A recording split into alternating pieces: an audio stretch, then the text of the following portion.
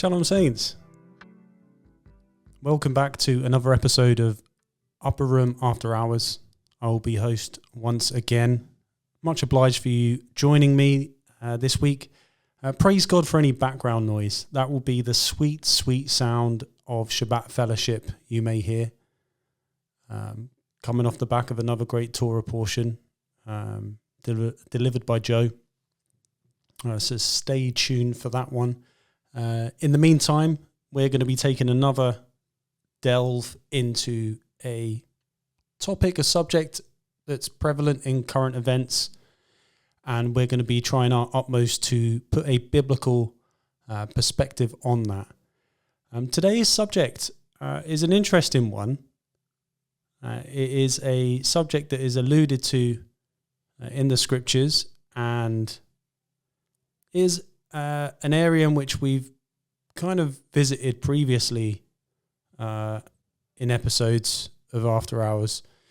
But I was led this week to delve into the world of necromancy and to an extent mediumship, which the scriptures do warn about our partaking of and participation in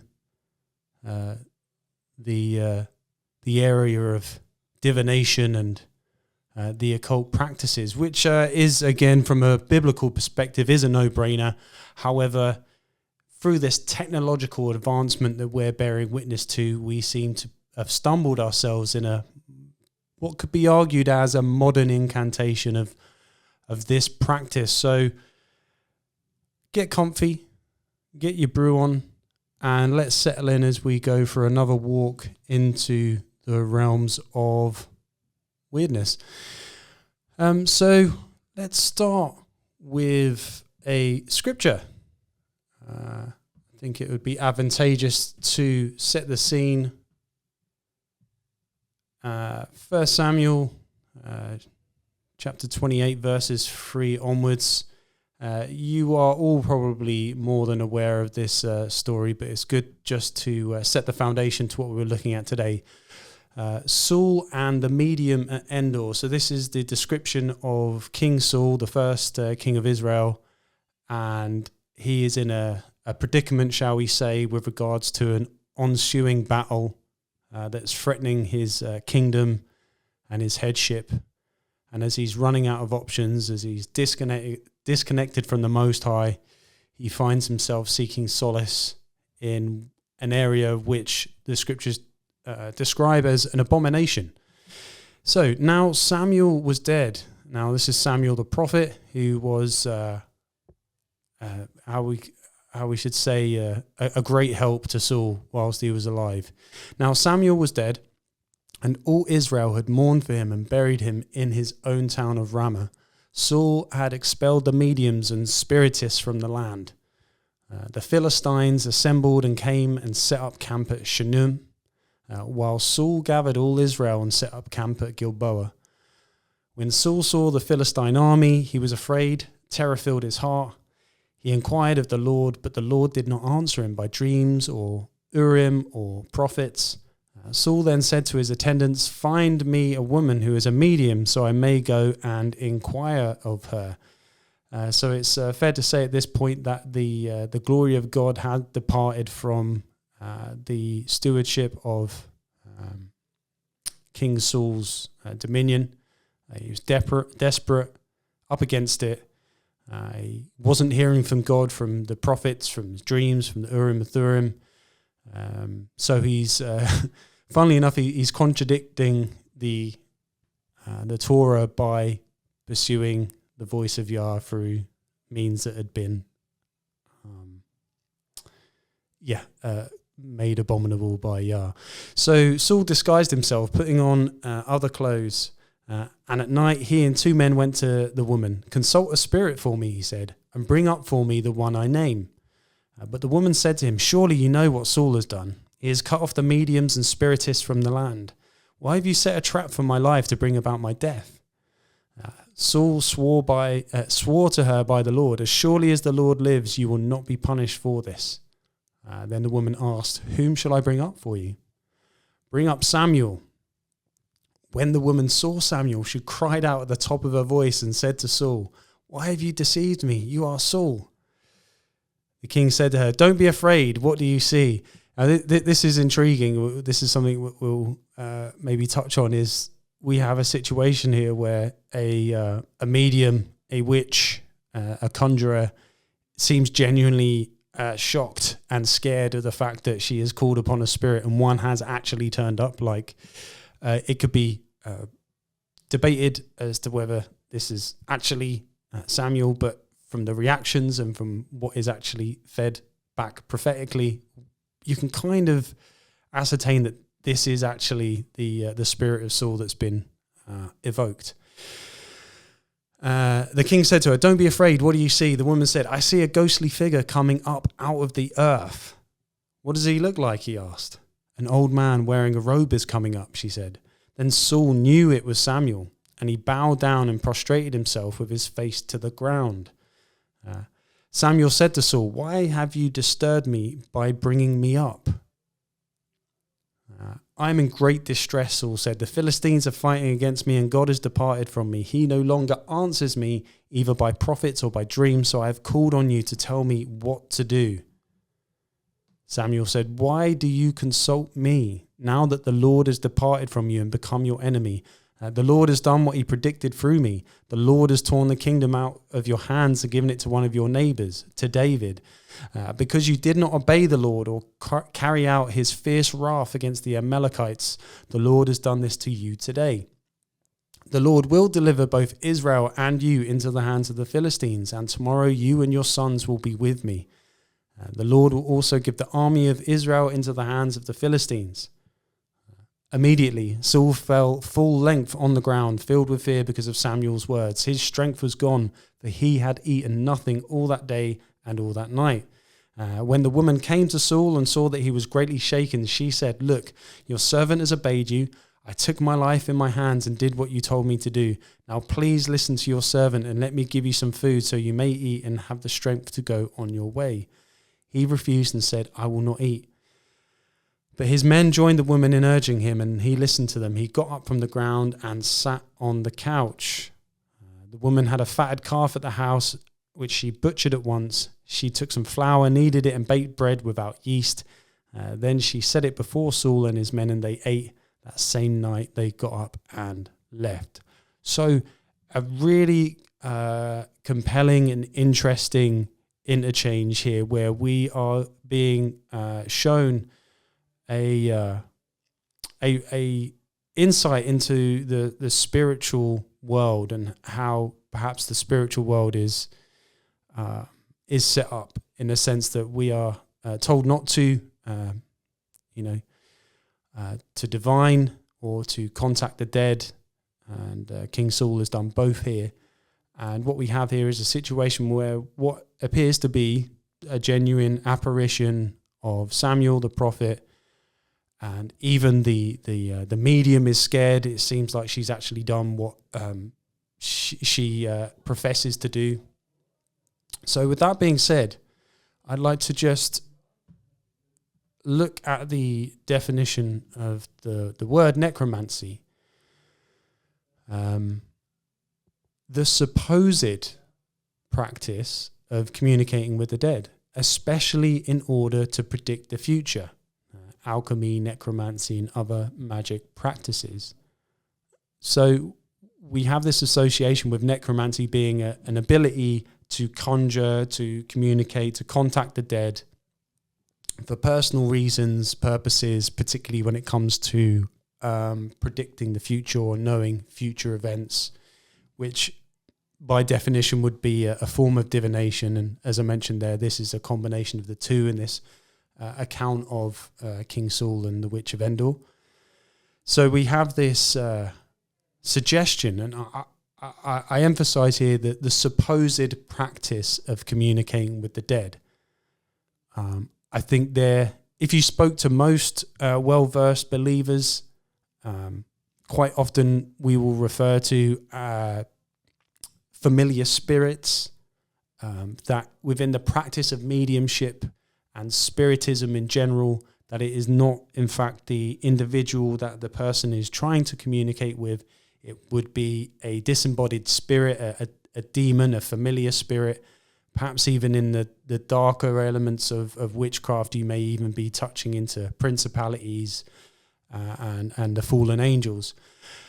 So this is a very interesting area. The history of it, as I mentioned, we looked at the occultic roots of AI and the hidden hand, as it were, and just, quite often it's the position of, is it really a demon that we're summoning, or is it the information that's being regurgitated, which I'm not definitive on. I think there are cases and arguments for both in different situations. However, I'd like you to bear this all in mind as we take a look at this, I guess, relatively new phenomenon. You may or may not have seen this. It's been knocking around in various forms for a little bit, but I saw the newest version of this and thought this is worth looking at. So, imagine you could live forever, or maybe you go back in time and ask your parents, grandparents, great-grandparents about their lives, their experiences. Well, that's now a possibility thanks to a new concept called Storyfile, and it's powered by, you guessed it, AI. Take a look. I'm so pleased that I met so many good people who influenced my life, and I had happy... This is Marina Smith responding in video and interacting with her loved ones. And I feel it's coming to conclusion. Sounds like a pretty normal video chat conversation, except for one thing. This is her funeral. The video you see here is generated by AI.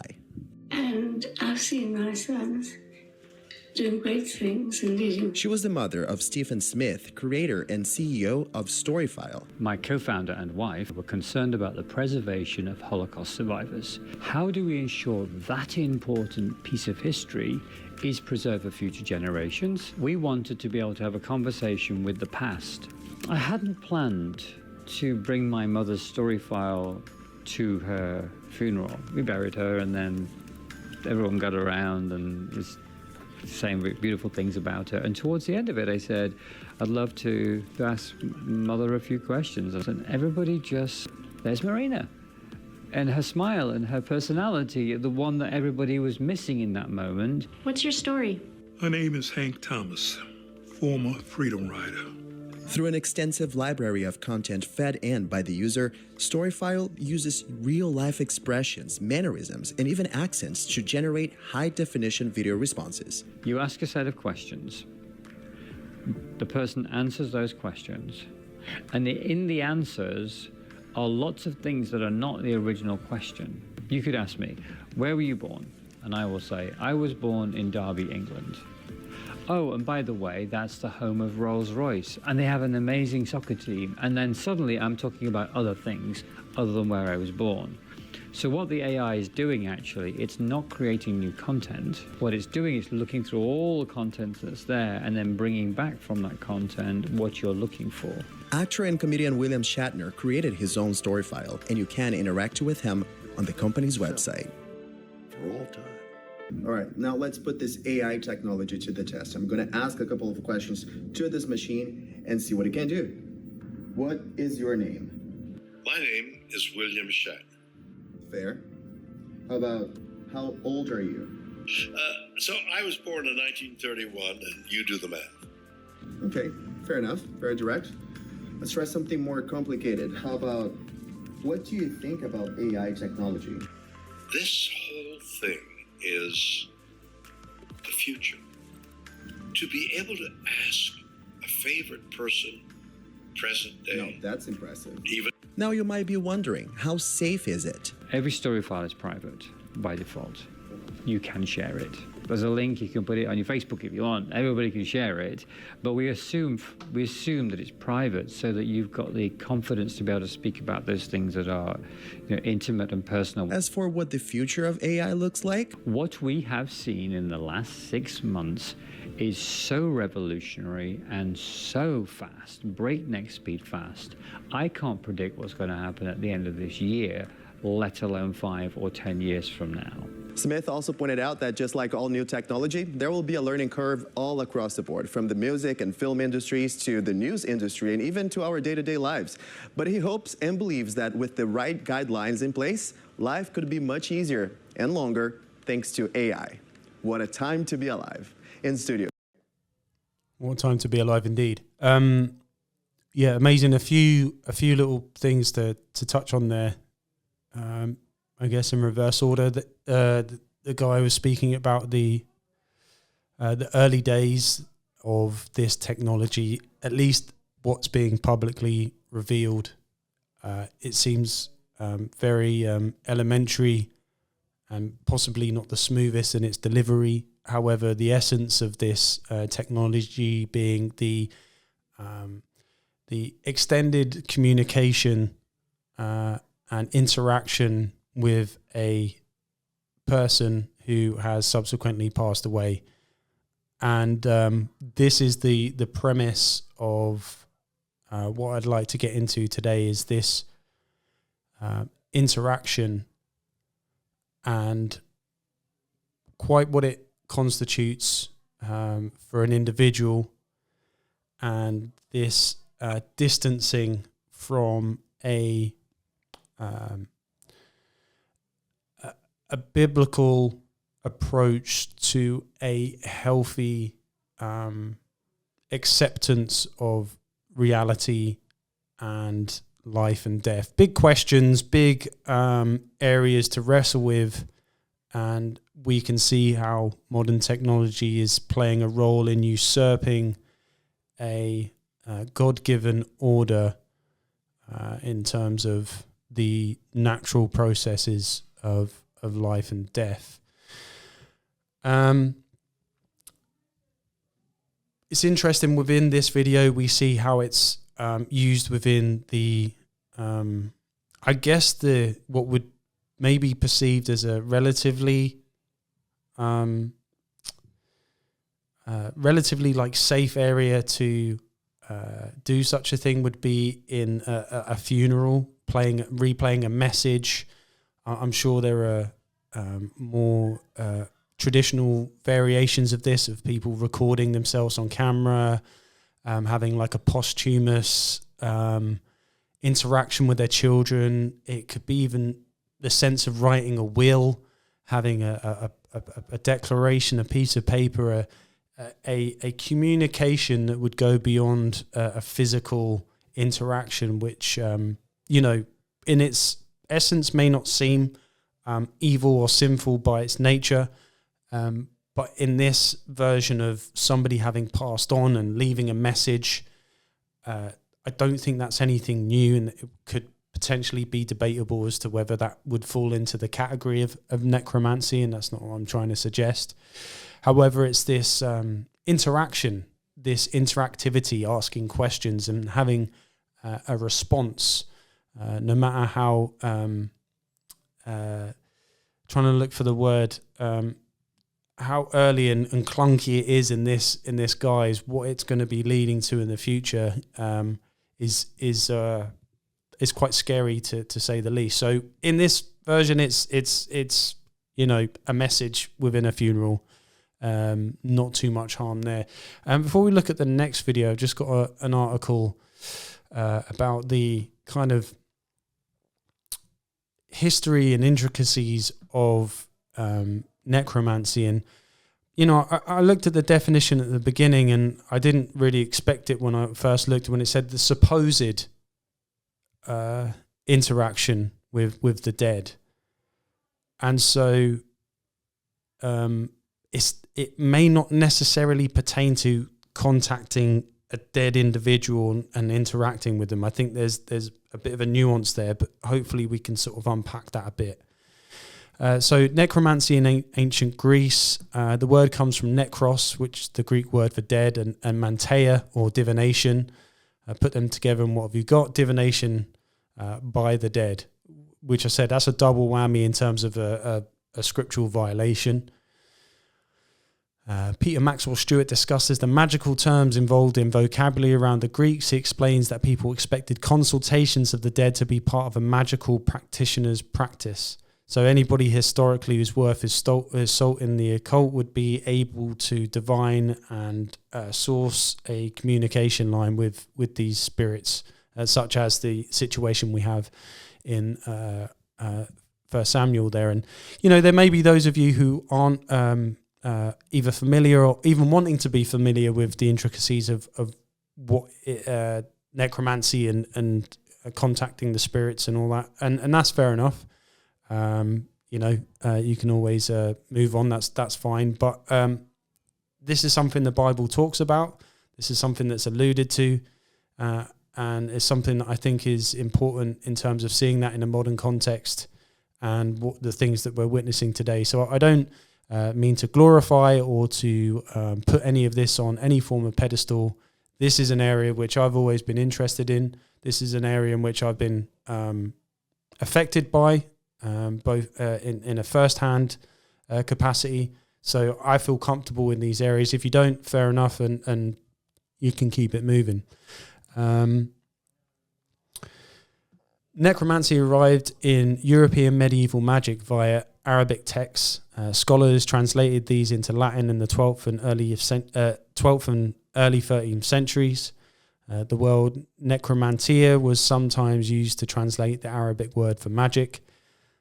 Sebastien Girault describes medieval necromancy as a fusion of many practices. They include divination, spells, astral magic, sacrifices, and sympathetic magic. This makes it an amalgam of Greco-Roman paganism, Christian theology, and Arabic magic. The necromancy of the medieval period shouldn't be confused with witchcraft, apparently. You could probably all chuck it into the witchcraft category because these are all forms of magic practices. And it touches on their divination, spells, astral magic, sacrifices. So all of these would be, I guess, traditionally associated with a more traditional approach to this practice, whether it be using a Ouija board, whether it be candles and rituals, and even to the extent of sacrificing, the use of bodies, like all terrible things that might have been used in this spiritual endeavor. And what I'm alluding to is this kind of like digital, dare I say, softened version of this practice. So we go on. In the late 13th century, necromancy became a label to lump any rituals together that related to spirits. This was in contrast to natural magic and so-called image magic. These rituals were considered illicit, so the term necromancy became associated with the conjuration of demons. Necromancy was bad thanks to the theological view that raising of the dead was a divine miracle beyond human influence. The spirits of the dead were recast as demons. So, as I mentioned earlier, this is commonly held theology that you technically cannot contact dead individuals, your family. However, when you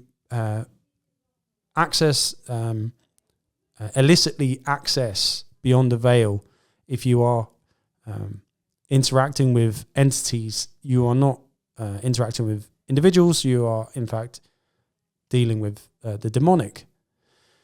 And I think that's reasonable to say, particularly when it comes to the realm of familiar spirits and people's deception and perception of speaking to loved ones posthumously when they're actually speaking to generational principalities that know so much about yourself and your family. Why would you take up necromancy? Practitioners apparently use demons to affect the will of others, uncover knowledge, or create illusions. Sophie Page adds that they also use demons to move bodies to different locations very, very rapidly. Handbooks explain ways to find treasure, attract beautiful women, and conjure illusions like massive armies of battle. So there's this allusion to man contacting the spirit world in order to get personal gain, which historically has happened a lot. And just as a side note, it's very interesting that the demonic, it's like they don't have their own bodies. They're always searching to find a vessel in which to habitate, whether it's an animal or person, whether it's possession. The Bible, again, alludes to this in many occasions, whether it's the disembodied Nephilim spirits in the drowning of the Red Sea with Moses and the Egyptians, whether it's the legion being cast out in the gospel accounts into the pigs and over the cliff into the water.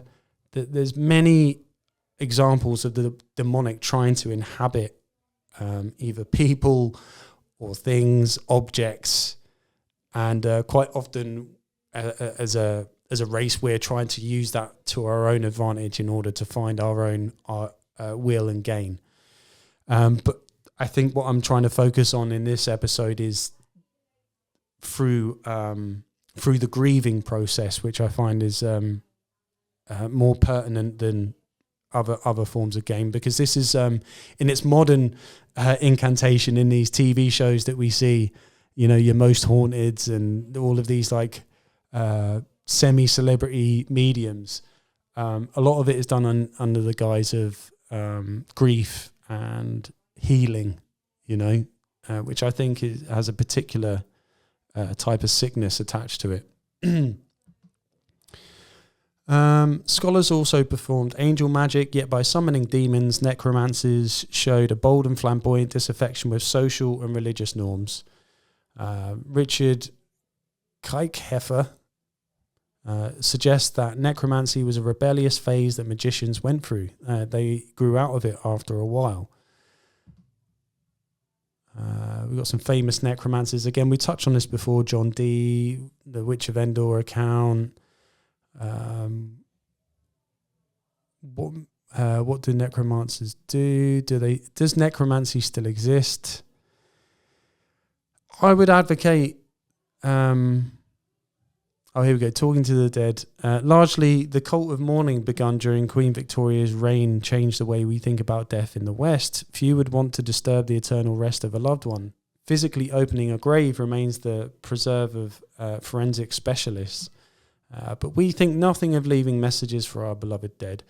We leave flowers on our anniversaries or chat to their spirits at the graveside. Spiritualism, made popular in the 19th century, gave people a structured way to talk to the dead. And it goes on. Now, as a Bible-believing follower of Yeshua,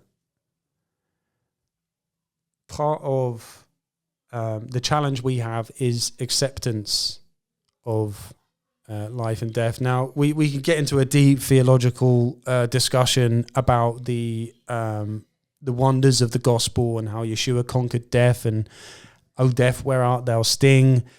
To us as believers, we are transcending through the cross of Calvary this access to a life eternal, the promise of reigning on high with our Prince of Peace, Yeshua Messiah. Hallelujah. All of that good stuff. This is part of our transition of the death of the flesh into the life of the spirit. That's huge, and that's where we take consolation from what we see. Now, again, this doesn't mean we're exempt from the questions, from the difficulties, from the really tight and difficult situations we have in life, but how we're to walk out our faith, walk out these promises, how to live in the unseen realm from a biblical perspective, and have that faith, despite not having the fullest understanding, that we can give all of these things to the Most High so that we can process and do things that aren't the same as the world. Now, all of these practices are from a position of desperation and from a lack of hope, from a grief of the burdens of this world. And a lot of these New Age philosophies, a lot of these necromancers are circumnavigating this principle, whether it be for power, money, or just being sick because it's coming from a really bad source. So all of these things from a old perspective were done from a very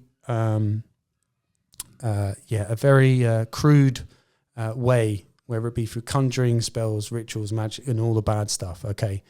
So with that being said, fast forward to modern day, where if we're looking at the world from a spiritual perspective, okay, so who are the companies that are advocating all of these technologies and wonders under the guise of help, healing, privacy, and for the benefit of us?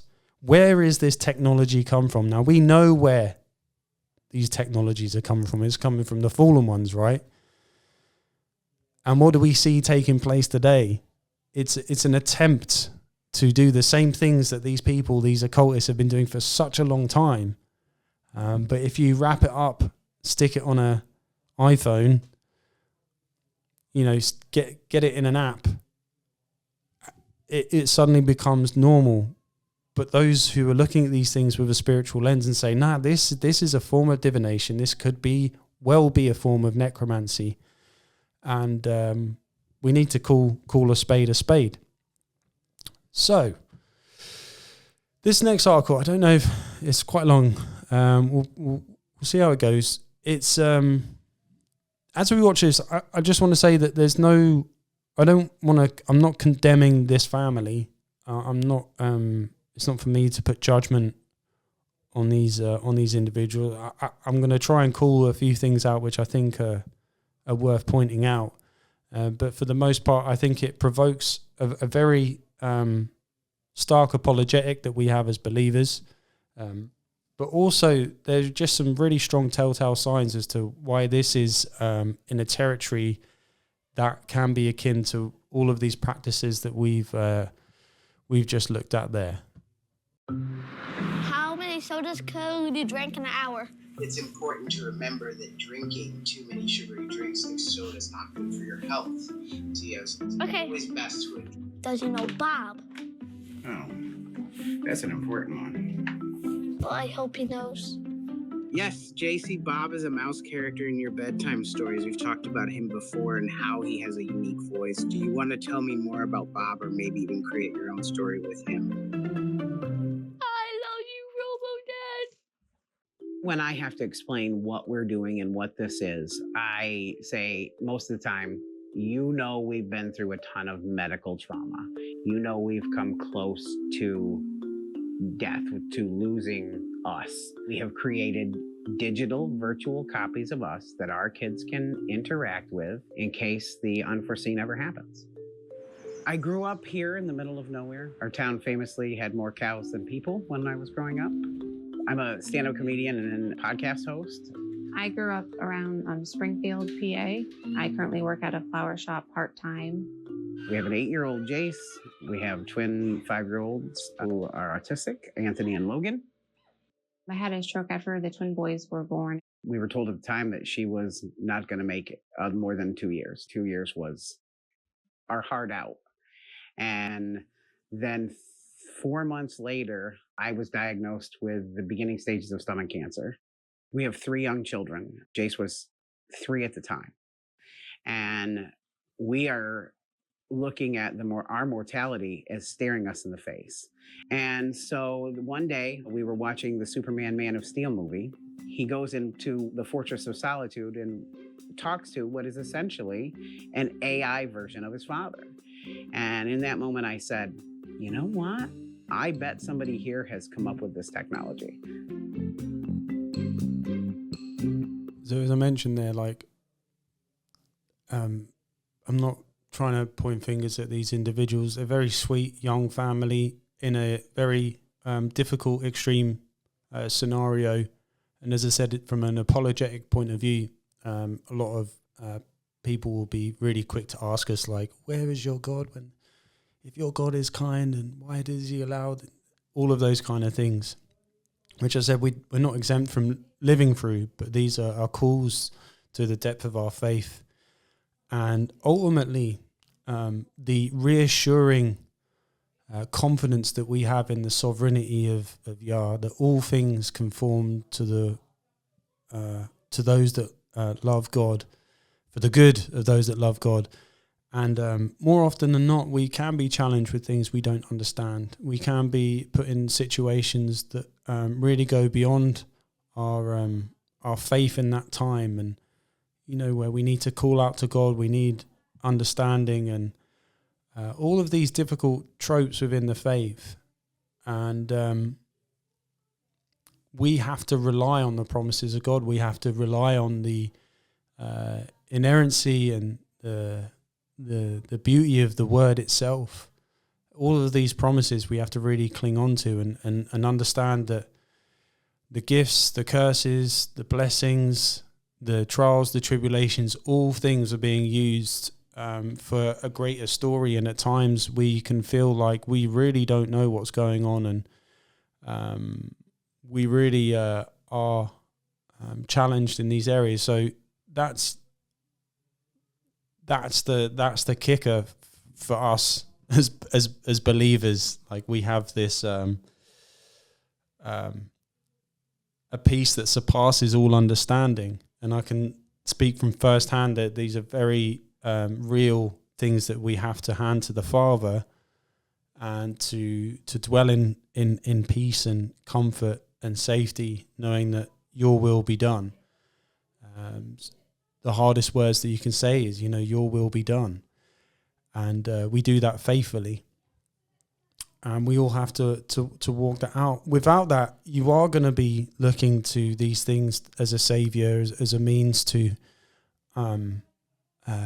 get by and to process. And these people are lost spiritually. And it's interesting, again, their reference point you'll see throughout this is a kind of, there's a lot of mentions of superheroes, and there's so much of that lore, as it was Lore, that's being pervade, that a lot of our answers are coming from these kind of mythological saviors, as it were. We know that there's only one true savior that can deliver us from the depths of death and despair.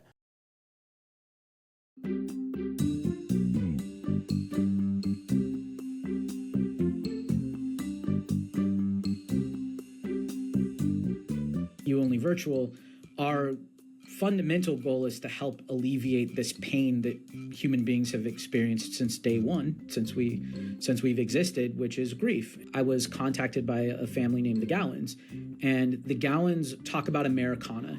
Mom, dad, 3 kids, house full of pets, some of the most loving, funny, just joyful people I've ever met. And then they told me their story. So they were our second or third customer after myself and somebody else. Alright, how's everybody doing tonight? My name is Jason Gown, I'm your host this evening. Currently I'm a product tester and beta tester for an AI company. I do artificial intelligence. The company has built a fully functioning AI version of me. So now my wife is really happy that there's 2 of me to deal with. She and I sat down and talked about, is this something we should even open the door of? Because there's a lot of fear around AI. There's a lot of hesitation, skepticism. The thing for me is just for the boys in those milestones, so to say, like he was saying, graduation, weddings, just to have some peace or something for those milestones is so important to us, to me at least. It's a moment where if they need us, they have that. Hi, my name is Jace. I'm 8 years old. My 2 little brothers are Logan and Anthony, and I'm the oldest in the house. My dad is funny. My mom's funny too, a little. As we are a huge Marvel family, and we explained it to him basically like Tony Stark, like he's Tony Stark. The second he thought he was getting Avengers level tech, he was on board. Dadbot is like an animatronic of my dad, but built in a computer. Like, if I do it right now, I would have a question in my head. I like to ask about games and stuff, like, and every time I have a new thing to tell him. Building the persona, it's very simple. You take text messages or video or audio clips and you upload them into this portal. It gets turned into their algorithm that they have built for each personality. I think at this point, my persona might know more about Minecraft than the real me. It's not demons. You're not summoning anything. It's just taking all of the information and hodgepodging it up and regurgitating it to make you feel like you're having the sensation of communicating and talking to somebody who's not there. Again, I refer back to the definition of necromancy, the supposed communication. So for all intents and purposes, you could go down that hardcore satanic route of, ritual sacrificing in order to, speak to an actual, disembodied spirit. Or you can do a 2024 digital version of that where we don't know any different other than what we're taking in. It's like watching a violent movie or a movie that contains things that we shouldn't be watching. There's something inherent in our soul that may not be able to actually differentiate between fiction and reality when taking in images of a certain nature, because we can often justify partaking in these forms of entertainment or interest and justifying it by saying, well, no, it's not really murder, it's not really violence, it's not really things of that nature, it's just actors doing it. But we're still receiving the imagery, we're still processing that as the thing that we are pretending to play along with in order to receive a certain fulfillment through our sensory experience. So we're kind of tricking ourselves into a justification of something that's been prohibited.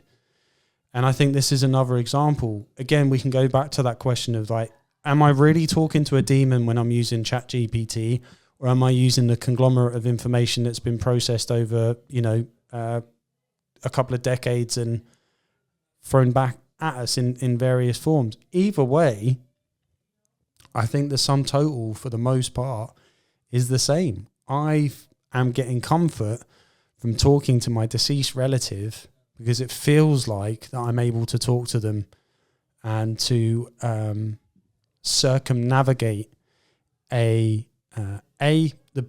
grieving process itself, and B, ultimately the decree of Yah. Now, it may not be Yah's heart, desire, or will for people to have untimely deaths or for bad things to happen to children or any number of these extenuating circumstances.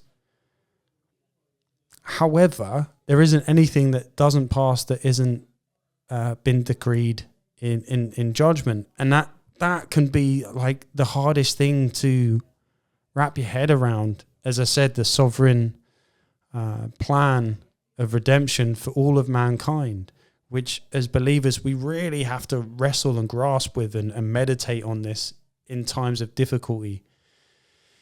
So again, I just assert that this is the world's answer to the rebuttal and rejection of God's ways and trying to do it in a way that has been influenced by principalities and wickedness and rulers of high places, which, well, like what we can see, they're having a field day with this.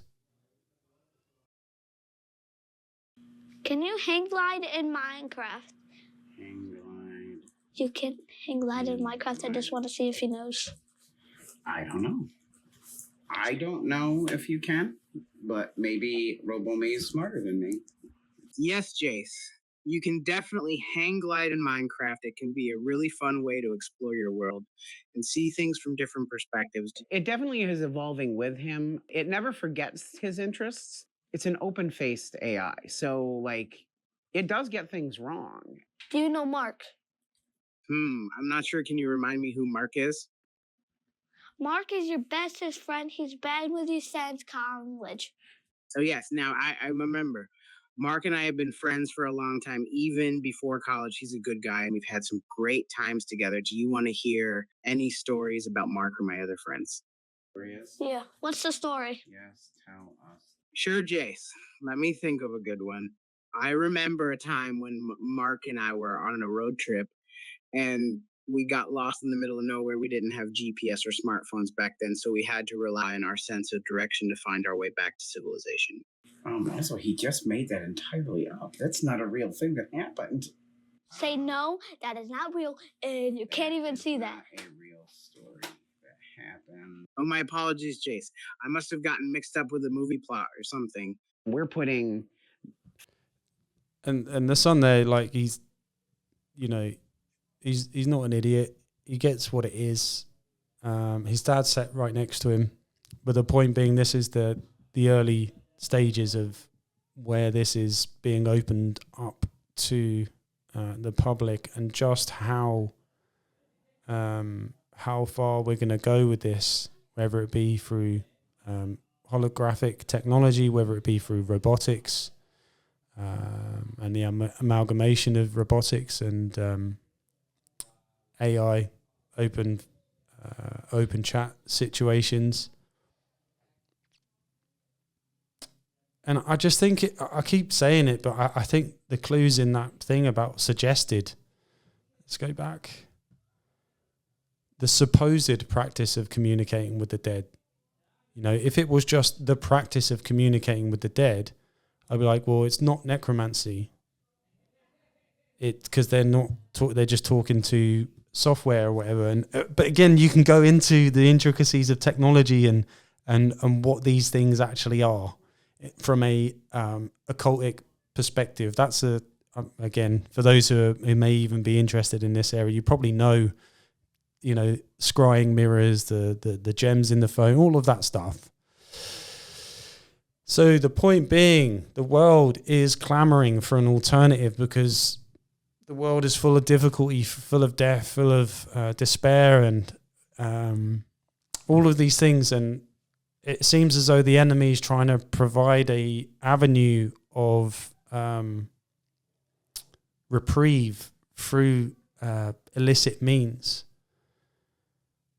And it's really sad to see, because as I mentioned, a lot of these mediums, a lot of these psychics, you know, they are profiting off really, you know, bad situations. And again, for those who are this way inclined and think about these things, could, you know, these mediums just be good at cold calling, you know, cold reading, and being able to read body language and open up questioning so that they can ascertain information, all of that? Or are there those that truly, genuinely consult spirits that are consulting demons?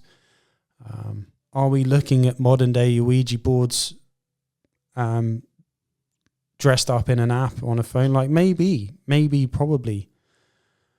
But again, it's just interesting that supposed, for me, this is a supposed communication with the enemy. So with all the death and despair and the occultic roots of what it means to deal with the grief of a loved one, or these really tough situations that we find ourselves in life, what is the reprieve?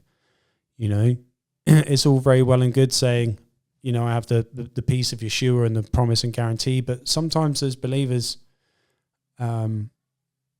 we're to show through our faith, through our walking out of these situations, that we're not exempt from bad things happening. But how do we approach these situations from a biblical perspective? And, you know, I could give you my own anecdotal experience of what it means to walk this out. There's different schools of thought, even in Jewish thinking. I say Jewish because I think there can be an amalgamation again of principles that are from the Torah and from the Talmud, which again, you know, not advocating that the Talmud is the source of where you get your instruction from. However, there can be wisdom found. The phases of Jewish bereavement, and it goes into the different Judaic interpretations of how you deal with grief and how you accept and overcome and deal with this. So it can go into, you know, the first phase of the funeral, second phase of dealing with how when you go back to work. And there's an interesting one, phase 3 for 30 days, I think it's the children of Israel mourned Moses for 30 days. Now this is Moses, the most humble man on earth, the one that led Israel out of slavery, who had a face-to-face interaction with Yah. And, this is Moses, and they mourned for 30 days. And so there's a lot alluded to within this 30 days of mourning. My point being, there can be, the temptation to say, well, there is a step-by-step way of doing it. And who knows, that might be correct. I don't know. That wasn't my experience. It's not what I see in the scriptures, But who knows? There's probably a lot of truth in the processes. I came across this article, Biblical Counseling Coalition, a biblical model of grieving, hope in the midst of your grief. And a lot of people would advocate from a well-meaning, almost secular point of view, that there are numerous stages through the process of grief. And again, there's truth in that. And this article, I think, kind of highlights this. Students of human grief have developed various models that track typical grief responses. Swiss-born psychiatrist Elizabeth Kubler-Ross, in her book On Death and Dying, popularized a 5-stage model of grieving based upon her research into how terminally ill persons respond to the news of their terminal illness. Her 5 stages have since been used worldwide to describe all grief responses. And again, dealing with your mortality as a believer is a very real thing. I've spoken previously about our preservation of life, and our drive and desire to preserve our life is a good thing. And then mortality comes along, and we're put into very interesting corners of drawing on our faith. Anyway, these are the stages. Denial. The shock reaction. It can't be true. No, not me. Anger, resentment grows. Why me? Why my child? This isn't fair. Bargaining. Try to make a deal, insisting that things be the way they used to be. Please, God, heal my little girl, then I'll never drink again. Some sort of bargaining. Depression. Now we say, yes, me. And the courage to admit our loss brings sadness, which can be healthy to mourning and grieving, but then can turn into hopelessness. And then finally you have acceptance. Now we face our loss calmly. It's the time of silent reflection and regrouping. Life has to go on. How and what do I do now? Which, that seems to be the standard process. But what I like about this article, it goes into what they refer to as biblical sufferology. Now, I'm not here to advocate that this is the way in which you should grieve. I'm not going to do that. I believe that, I'll get into what I believe anyway. So, stage 1, denial, isolation from a biblical perspective, honesty with myself. Stage 2, anger, resentment, biblical response, honesty with God. Stage 3, bargaining, biblical responses, a cry to God, asking God for help. And at the depressive stage, we're looking for comfort of receiving God's help. Stage 5, regrouping. Biblical translation would be to wait, to trust with faith. Stage 6, the deadening. Again, wailing, groaning with hope. Despairing, doubting. We'll be perceiving with grace. Again, I believe that's sovereignty. And stage 8, digging cisterns. Ultimately, worshipping, engaging with love. So how do we process our grief, our despair into a point of genuinely worshipping the Most High? I've walked through this, and I can worship God in His sovereign, in His sovereign power, in His all-knowing glory. It doesn't negate or take away the fact that I'll always be perpetually grieving, Grief will always be there. However, there must be a biblical resolve to what we do with this grief, what we do with that loss. And, this is just a suggestion. I think this is a great little hypothesis in terms of how we do that, as opposed to the worldly way, which, on one hand, this is when you're left vulnerable, when you're going through these stages of grief, that you may be tempted to go to the medium. You may be tempted to look at the latest technology to engage with a loved one, particularly if the death has been something that was harrowing or untimely, as it were.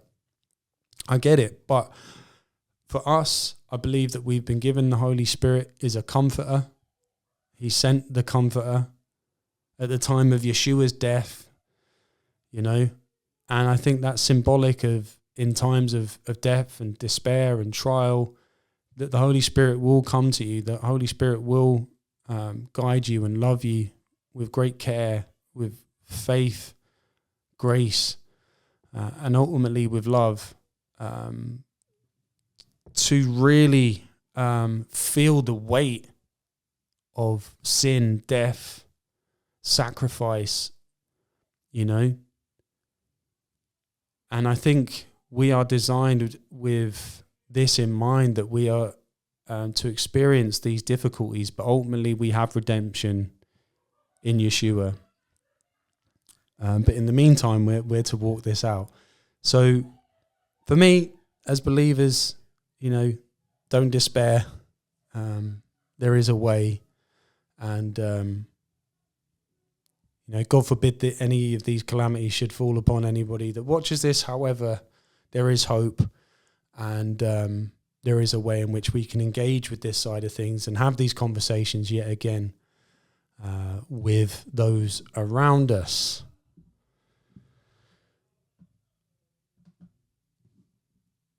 So, thanks for joining me on that one. Bit of a strange one, maybe perceived to be slightly dark. However, I do believe there's great hope, there's great redemption in this area of conversation. A fascinating insight into the realms of how technology is pulling us back to some very ancient and very time-tested areas, which I enjoy discerning and having a look at. So please, yet again, let me know your thoughts. If you have any opinions on this area. And I appreciate you joining me once more. I hope this reaches you and yours well. God willing, we'll see you on the next one. God bless. We love you. Shalom. From our house to yours, this has been The Upper Room. God bless.